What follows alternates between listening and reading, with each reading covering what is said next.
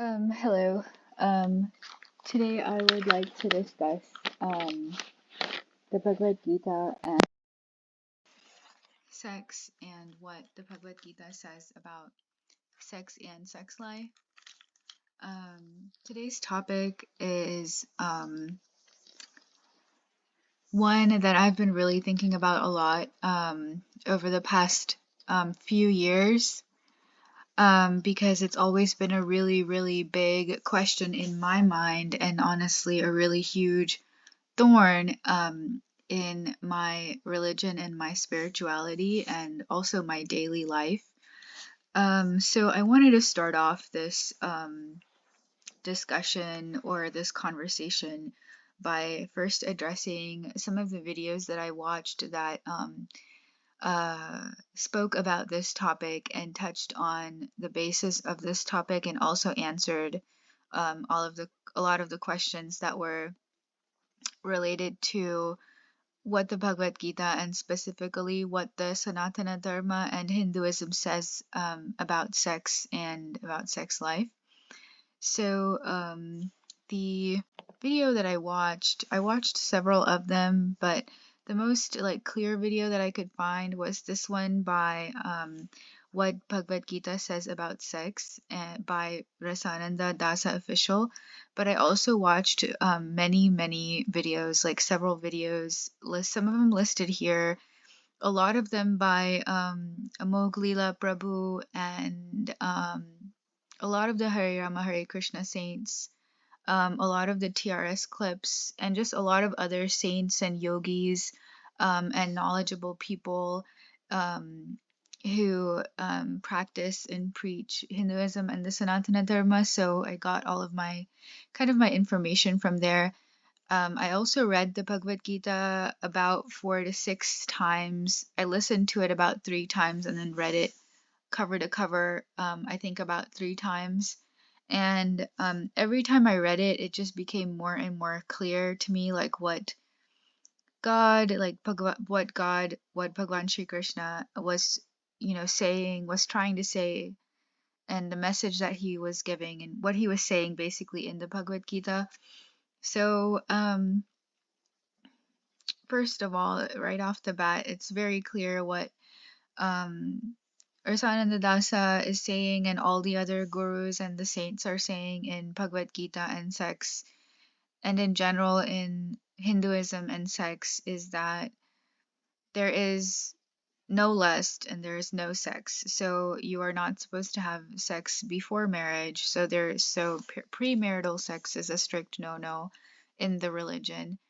in Hinduism, and after you get married, sex is regulated. And the definition of that, what that means, that is that the sex is only for reproduction. So sex is only for procreation of children. So two people, when they come together and get married, a man and woman should ideally only engage in sex for the purpose of getting pregnant and having a child. So sex should only be reserved for having a child. Now, as you know, in modern society, this is probably impossible or close to impossible because of the fact that and even in general in Hindu society or in Indian society, um, it's just physically impossible for a man and a woman to restrict and reserve sex or the act of procreation simply for getting a child, because there's a lot that really goes on into um, just sex desire in general, or just the physical nature of the human body in general, that it's really, really impossible to really control that physiologic aspect of your human body. So a lot of people, many people, in fact, I would say most people do engage in sex not for the purpose of uh, getting a child. And it's a lot of it, I would say mostly all of it is because of the fact that the sex drive and the sex desire is such a natural um, and such a natural urge, that, and not right off the bat will not everybody like instantaneously will just control that need to just have a child, because it's, number one, it's just not natural, and number two, it's also not very practical. A lot of people, in fact most people, will probably will want to do some form of family planning or birth control, because not everybody is ready to have a child the exact moment that they get married, or the exact moment that their wedding or their marriage is announced. And a lot of that, and I would also say most of that, also has to do with a lot of the sensitivity around sex and behind sex, and the individual, like the girl or boy or the man or woman. Sex in general is a very, very sensitive topic. And although it is natural, while it is natural, I do think that uh, it is not natural for society to say, or for you and I to say, that a girl and a boy should just like get married at the age that their parents or grandparents or family decide that they get married, and then their family decides when they can consummate the marriage, and when they get to, when they need to have a child according to the demands of whenever the elders in the family say that they need to do that. And I don't think that that's, number one, naturally that's not ideal, like naturally that's not correct, physiologically that's not correct, and I don't think God really intended it that way, that your reproductive system and your body's physiology be regulated and be controlled by a family member, or some elder, like a group of elders in the family. Because while religion is a thing, and devotion and dharma is all extremely important, I think when a lot of people are oppressed and suppressed into following certain rules in a certain manner without really understanding the ethics and the design and the morals and kind of the construct behind it, it really, really becomes difficult for that person, whether that's a boy, a girl, a man, or a woman, to really follow and to really submit wholeheartedly. And if you don't do that willingly, if you don't do all of those things willingly, your body is going to have a naturally adverse and a naturally perverse reaction. Your body's, not only your body's subconscious, but your body's muscles, bones, organs, reproductive organs are going to have a naturally perverse reaction to everything that's going on, and your body's going to naturally perceive whatever is going on as a threat, as something that's a disease, as something that is not good, that is something that is not healthy and not safe. And the entire Mother Nature has intended, the entire purpose of sex that Mother Nature has intended is to procreate. So that essentially is dharma. The dharmic way is that Mother Nature has intended sex to be there in nature, so that procreation can be there, so that sexual reproduction can be there. So that is the correct and the righteous intention. But you will not be able to safely procreate or safely reproduce if you feel like you are under attack all of the time, or under some kind of threat all of the time. And even animals need their safety, even animals need their security, even animals need their health and happiness to be um, in a safe zone before they can have sex, to get, to have, to procreate, and to um, get children. So before we even touch on the fact of like, oh, sex should only be regulated and restricted, and a man and woman can only come together to have sex, only to have a child, there need so much knowledge and culture and spirituality need to be imparted to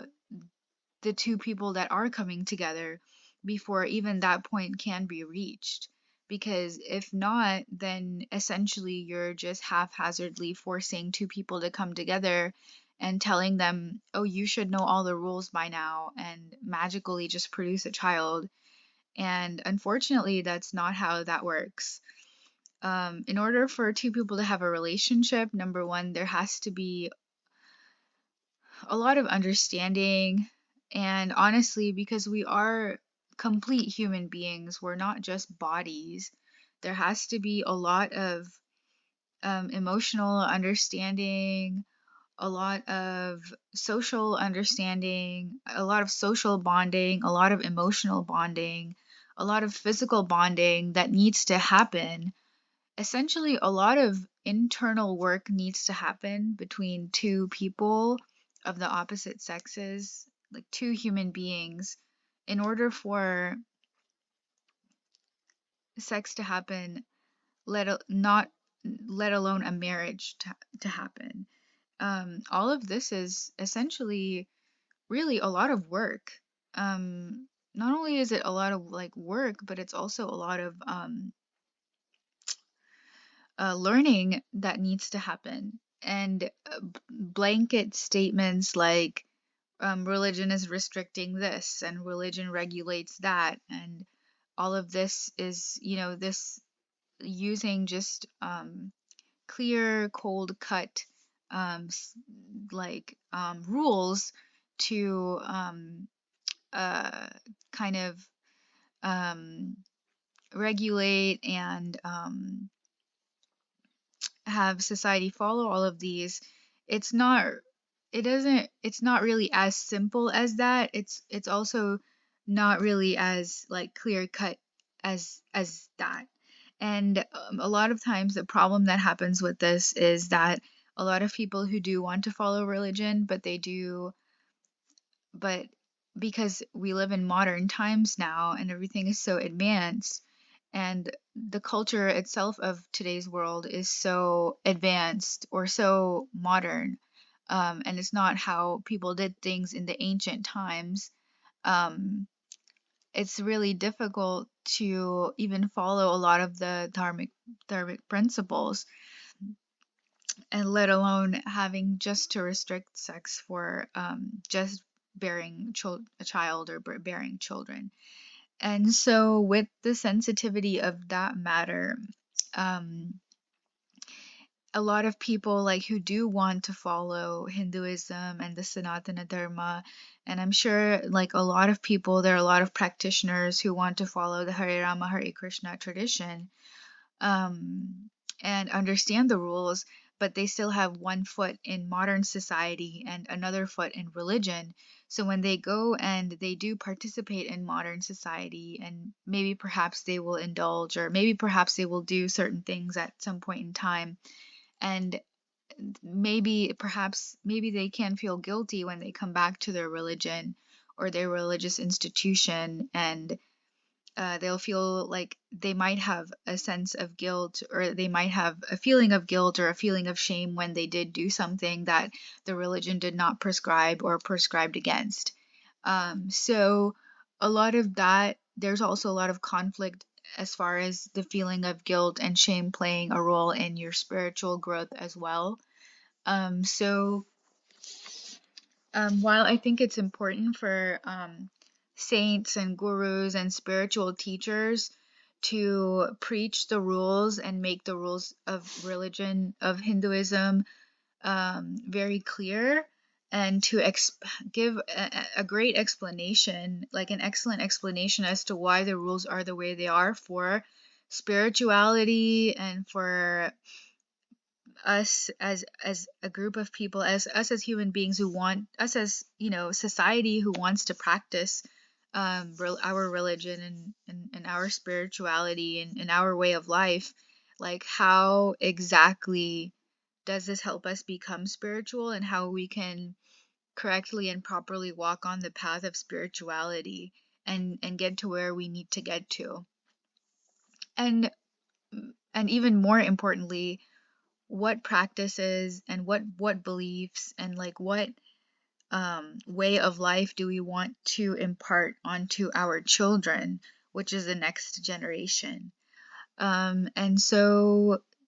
I think this is going to be up to us as a society to decide how can we promote the message of the Sanatana Dharma and the and preach the